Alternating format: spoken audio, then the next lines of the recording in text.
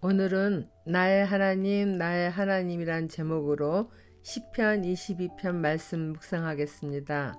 첫 번째 단락 고통 가운데 간구함에 대해서 말씀 보겠습니다.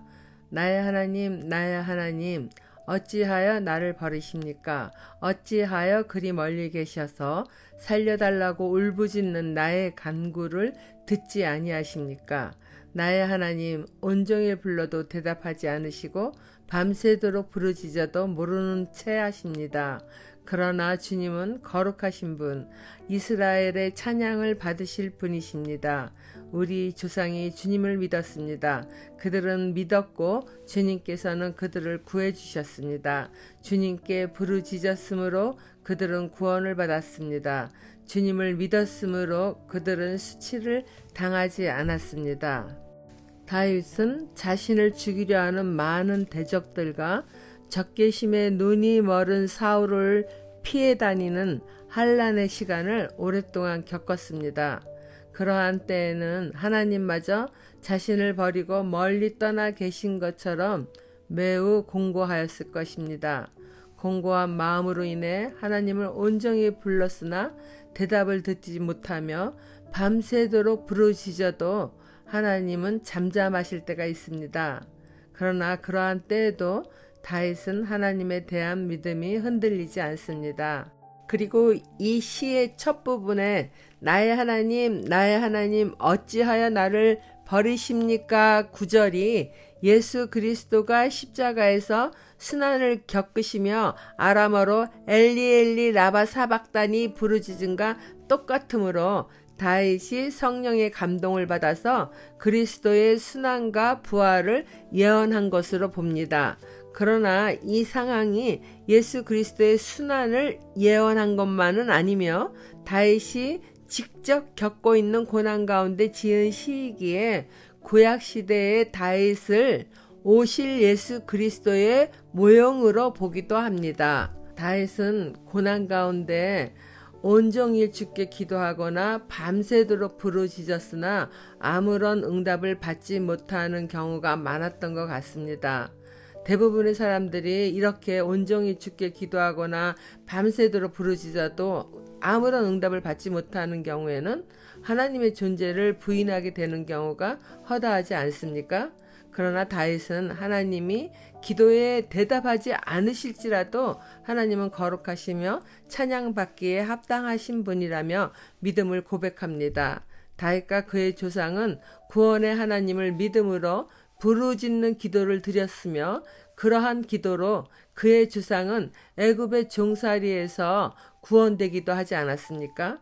다윗은 믿는 자들을 주께서 구원하여 주심에 대하여 조금 더 의심치 않는 것입니다. 오랫동안 고통의 시간을 보내지만 전혀 흔들리지 않는 믿음의 고백을 하니 하나님이 어찌 다윗을 외면할 수 있겠습니까? 다윗은 조상들을 환난 가운데서 구원하시고 대적들에게 수치를 당하지 않게 하신 것처럼 하나님께서 자신도 구원하여 주실 것을 믿음으로 고백합니다. 적용 질문입니다. 고난 가운데 주께 부르짖은 사건은 어떤 것이 있습니까? 응답 받을 때까지 흔들림 없이 간구하십니까? 주께서 안 계신 것처럼 오랫동안 침묵하고 계실 때에는 어떤 마음을 갖게 됩니까? 두 번째로 도우실 분은 주님 한 분입니다. 말씀입니다.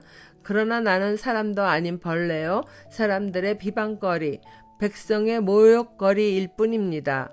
나를 보는 사람은 누구나 나를 빗대어서 조롱하며 입술을 삐죽거리고 머리를 흔들면서 얄밉게 빈정댑니다. 그가 주님께 그토록 의지하였다면 주님이 그를 구하여 주시겠지. 그의 주님이 그토록 그를 사랑하신다니 주님이 그를 건져주시겠지 합니다. 그러나 주님은 나를 모태에서 이끌어내신 분, 어머니의 젖을 빨 때부터 주님을 의지하게 하신 분이십니다. 나는 태어날 때부터 주님께 맡긴 몸, 모태로부터 주님만이 나의 하나님이었습니다. 나를 멀리하지 말아주십시오. 재난이 가까이 닥쳤으나 나를 도와줄 사람이 없습니다. 다윗은 자신을 죽이려 하는 사울을 피해 다니며 오갈 데 없는 신세가 되었습니다. 사울을 피해 적국인 가드왕 아기스에게로 간 적도 있었어요. 그때 아기스의 신하들이 다윗에 대하여 왕에게 말하기를 이스라엘의 백성들이 사울을 죽인 자는 천천히요 다윗은 만만이로다 한 사람이지 않냐며 다윗을 경계하였습니다. 그러자 다윗은 아기스 왕이 심히 두려워 그들 앞에서 미친 체하고 대문짝에 글자를 그적거리며 침을 수염에 질질 흘리기도 했던 적이 있었어요. 이런 행동을 할 때는 다윗 스스로도 사람이 아닌 아무 힘없는 벌레 같은 자존감이 스물스물 올라올 수 있었을 것입니다.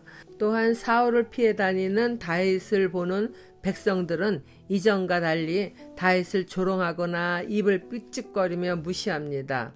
사람들은 힘 있는 자에게 아부하는 것이 일반적이니 도망 다니는 다윗의 마음은 나락으로 떨어질 뿐입니다. 이전에 전쟁에 승리하고 돌아올 때 노래하던 백성들의 마음은 온데간데 없이 다들 변한 것이죠.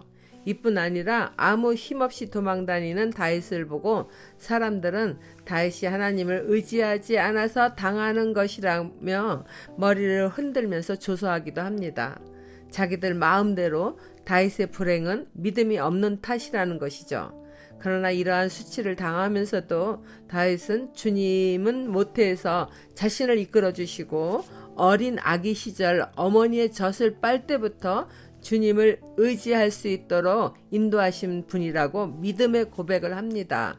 젖을 빨던 아기 시절의 기억을 할 수 있는 사람은 아무도 없습니다. 다윗은 무의식의 시간에서도 하나님이 자신을 돌보아 주셨음을 믿고 고백하는 것입니다. 그러니 부디 자신을 멀리하지 말아달라는 간절한 기도도 드립니다. 참으로 하나님만을 의지하는 진실된 믿음이죠. 적용 질문입니다. 내가 기억하지 못하는 순간에도 하나님이 나와 함께 하시며 인도하셨을 것이라 믿는 것에는 어떤 것이 있습니까? 기도하겠습니다. 하나님 아버지, 때로는 하나님께서 멀리 떠나 계신 것처럼 기도의 응답을 하지 않으실지라도 주께서 제 기도를 다 들으시고 하나님의 때에 응답하여 주실 것을 확실히 믿습니다.